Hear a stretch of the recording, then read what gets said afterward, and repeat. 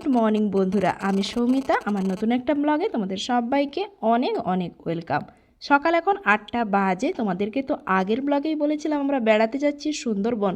তো এই যে দেখো, সকাল থেকে উঠে স্নান টান করে সবাই একদম রেডি, ব্যাগপত্র বের করে ফেলেছি। শুধু অপেক্ষায় রয়েছি, মারা আসবে, শেষদিরা আসবে, আর বাদবাকি যারা যাবে তারাও আসবে তার জন্য। আর আমাদের লঞ্চটা 8টা নাগাদ ছাড়ার কথা ছিল, কিন্তু একটু লেট হবে। তার জন্য এই যে দেখো রেডি হয়ে সবাই এখন অপেক্ষা করছি। তো চলো, সবাই তো একদম রেডি, শুধু কখন ওদিক থেকে ডাকবে আর আমরা বেরোবো। আর এদিকে আমার বরমশাইয়ের অবস্থা কিন্তু খুবই খারাপ। রাত থেকে ওর শরীরটা ভালো নেই, ল্যাটিন করছে বারবার। তো তার জন্য হাফ রেডি হয়ে এখন অপেক্ষা করছে। এদিকে দেখো আমিও একদম রেডি হয়ে পড়েছি। সবাই খুবই এক্সাইটেড, সবাই মিলে ঘুরতে যাবো বলে। তো চলো, পরপর তোমরা দেখতে থাকো। তো এই যে সবাই প্রায় চলে এসছে। খালি মাথায় যাবে নাকি? এখানটা রেখে দে হেলমেটটা। তো এই যে ওটা শেষদিরা এসছে, দেখো শেষদিরাও চলে এসছে।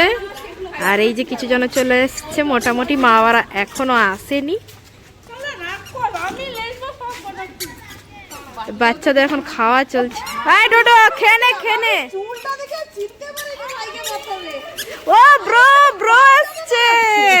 আরে ভাইকে দেখ, আরে ভাইকে কালো লাগছে না?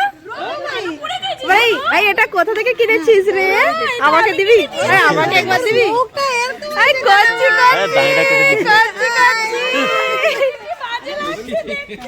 ভাই ওইটা একবার আমাকে পরতে দিবি? বাপ্পা এত ভদ্র ভদ্র লাগছে না ভাই? আমি তো বিশ্বাসই করতে পারছি না।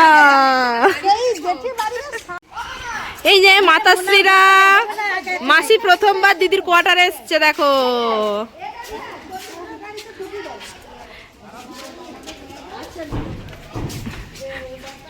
চলো চলো। তো ফাইনালি আমরা চলে এসেছি আমাদের এখানে, মানে টাউনশিপের নদী পাড়ে, যেখান থেকে লঞ্চ ছাড়বে। সবাই চলে এসছে, দেখতেই পেলে, মানে মারা দিদিরা সবাই মিলে। আর ওরা যে গাড়িগুলোতে করে এসেছিলো ওগুলোই, মানে ওই গাড়িগুলোই আমাদেরকে এখান পর্যন্ত পৌঁছে দিয়েছে 2 ট্রিপ করে। আর সব থেকে বড় মজার ব্যাপার, দেখতে পাচ্ছ কত পরিমাণে লাগেজ হয়েছে আমাদের। আসলে আমরা যাচ্ছি 3 রাত 4 দিনের জন্য, যেখানেই যাই না কেন আমাদের এত পরিমাণে লাগেজ হয়ে যায়। আসলে কি বলতো, তার উপরে শীতকাল, শীতের পোশাক তো থাকেই। তো সবাই মিলে তো এখানে পৌঁছে গিয়েছি, শুধু লঞ্চ ছাড়ার অপেক্ষা। লঞ্চটা না ভাটার জন্য একটু ওদিকে পিছিয়ে গেছে, তো তার জন্য সবাই এখানে অপেক্ষা করছি। লঞ্চ এলে আমরা সবাই মিলে উঠে পড়বো লঞ্চে। আর এদিকে এখন যে যার মতো গল্প আড্ডা এইসবে ব্যস্ত রয়েছে। একজন পেশেন্ট হয়ে গেছে এখানে, দেখো বারবার বাথরুম গিয়ে গিয়ে অবস্থা খারাপ। দেখি স্যার আপনার মুখটা। এমনিতেই ওখানে ওর বরকে রোগা করে পাঠিয়েছে, তারপরে ওর অসুস্থ হয়ে গেছে।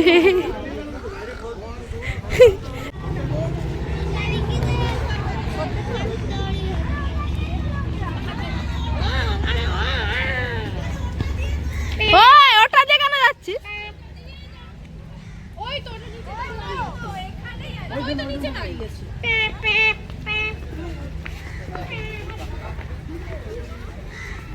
একে দেখো, আর একটা ব্যাগ নেবো। তো দেখো, বলতে বলতে আমাদের লঞ্চও এসে পৌঁছে গেছে। আসলে ভাটা পড়ে গেছিলো, তো তার জন্য লঞ্চটা আসতে পারেনি, একটু দূরেই ছিল। আর আমাদের আসতেও একটু লেট হয়ে গেছে তার জন্য। তো একে একে এখন সমস্ত ব্যাগপত্র নিয়ে ওঠানো চলছে। এই যে পরপর 2টো লঞ্চ ছাড়বে, আর প্রথম লঞ্চটা কিন্তু আমাদের। আর এই যে দেখতে পাচ্ছ আমি ক্যামেরা করছিলাম, ভাই মাঝখান থেকে ক্যামেরায় একদম মেরে দিল।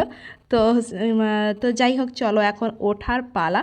সবাই মিলে যে যার ব্যাগপত্র নিয়ে এখন মানে উঠতেছে। তো চলো, মা গঙ্গাকে প্রণাম করে এখন লঞ্চে। দেখো এই জায়গাটা দিয়ে এখন উঠতে হবে, সবাই অনেক রিস্ক নিয়ে উঠছে। দাদাবু তুমি তো উঠলে হলে যাবে লঞ্চ। হ্যাঁ দেখো কেমন করে উঠছে সবাই এখন, হেলে দুলে। আর ওই পাপা কই গো? পাপাকে ধর উঠছিস? সাবধানে চল, এখন উঠে পড়ি, পরে দেখাচ্ছি ভেতরে গিয়ে। এই যে ঢুকে গেছি এখন লঞ্চে। এই যে ব্যাগপত্রগুলো এক এক করে তোলা হচ্ছে। আর এই যে দেখো, এগুলো হচ্ছে সব বেড সিস্টেম, বেড করা। এটা দোতলা, এটা একতলা, মানে এটা নিচের তলা। তো লোকজনের থেকে ব্যাগ সংখ্যা বেশি হয়ে গেছে, এখন ব্যাগ রাখা চলছে। বেড, আমাকে কেউ ছাদে দিবি? ডোডোরা কই রে?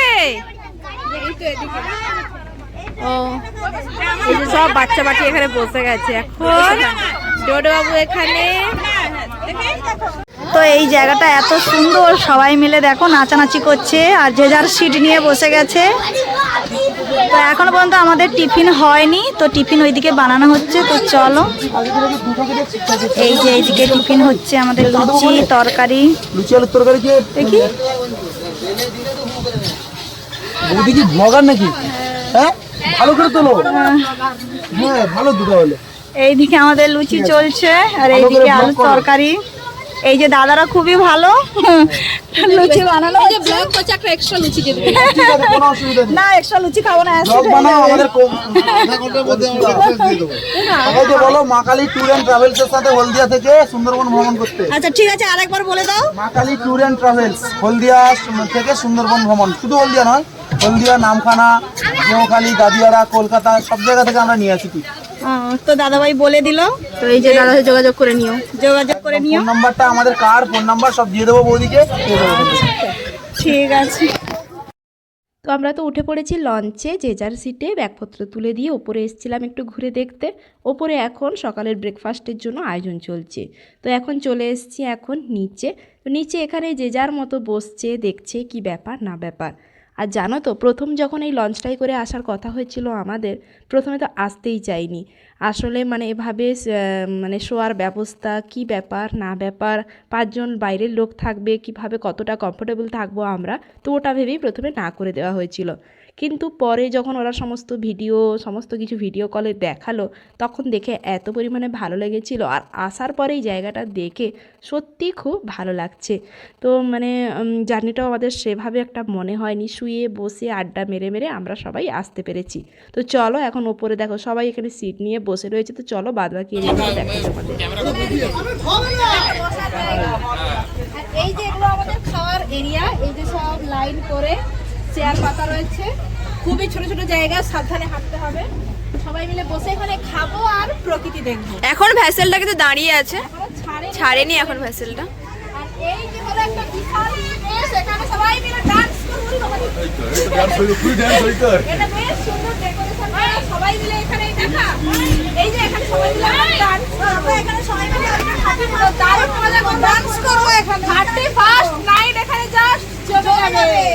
আর ওই যে বিশাল নদী। হ্যালো মামু।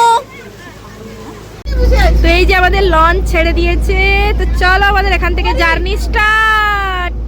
কি সুন্দর না, ঢেউটা কি সুন্দর লাগছে দেখ, ওয়াও দারুণ লাগছে। সিট দেখি, এই যে চালাচ্ছে দাদা, কানেক্ট করবো।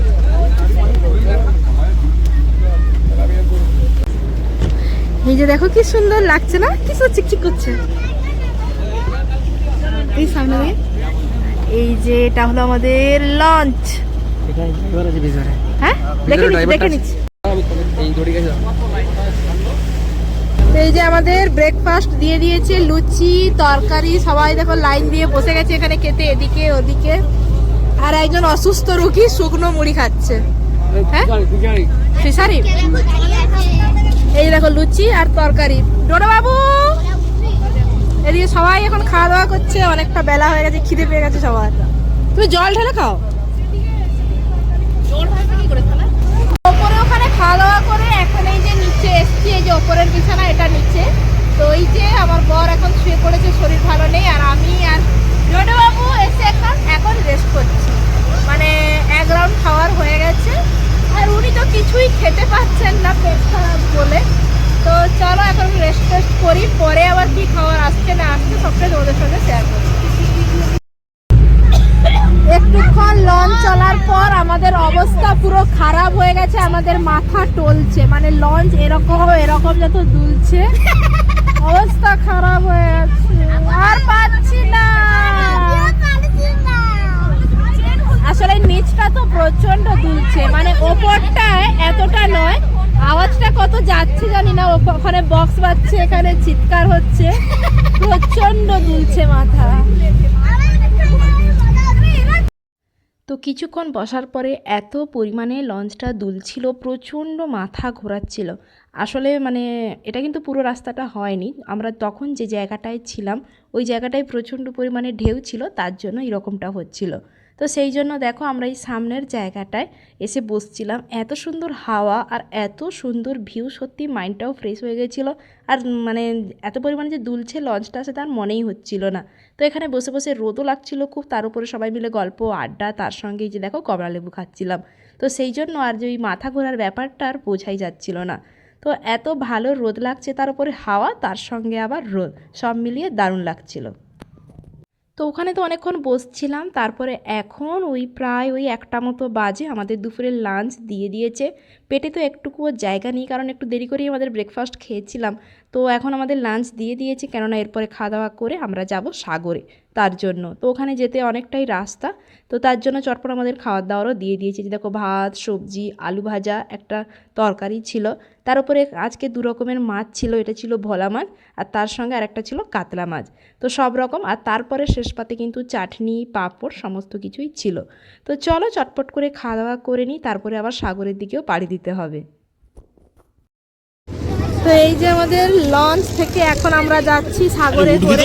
চল, এই যে এই 2 না 3টে গাড়ি, এখন সবাই মিলে যাচ্ছি সাগরে।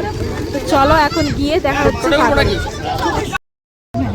তো এই যে আমরা এখন উঠে পড়েছি এই যে ম্যাজিক ভ্যানে।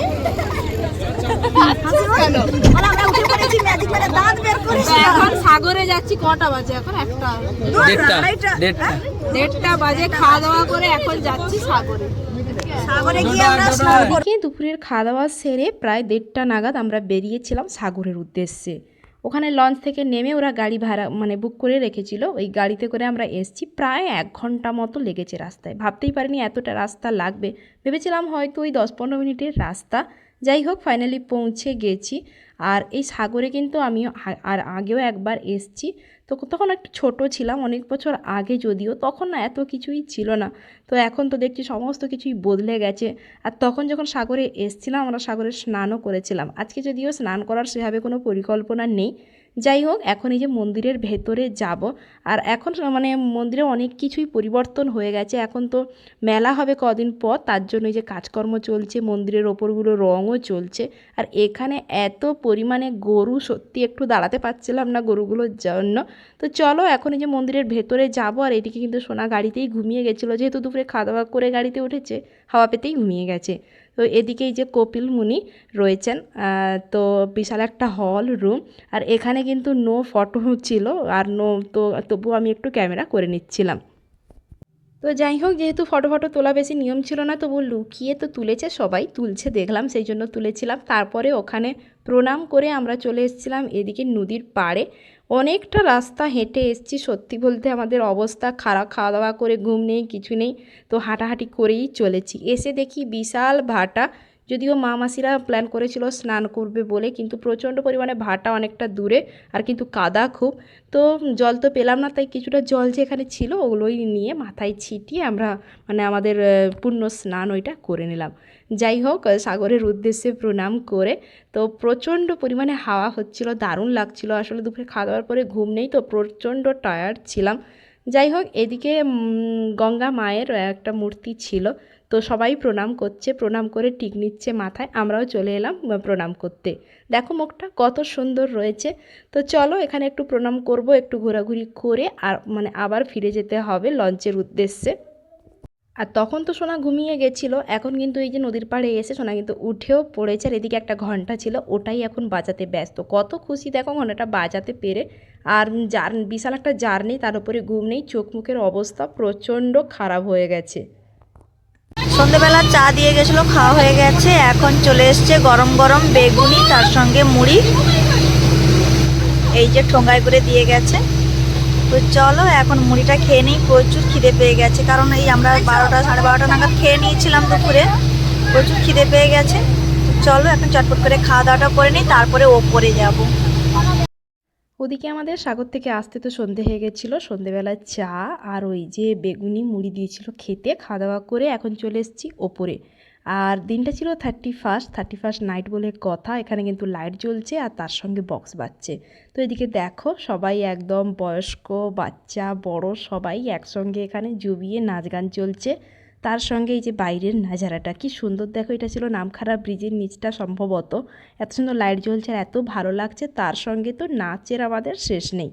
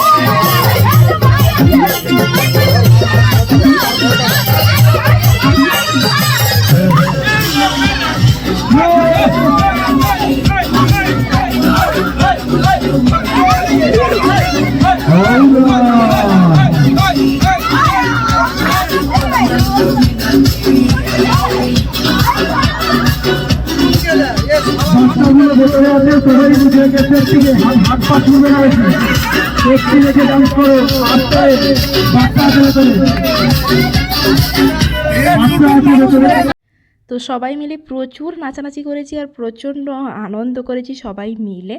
আর পুরোটা মানে ছোটো ছোটো করেই তোমাদের সঙ্গে শেয়ার করলাম, কারণ পুরোটা শেয়ার করতে গেলে ব্লগটা অনেকটাই বড় হয়ে যেত।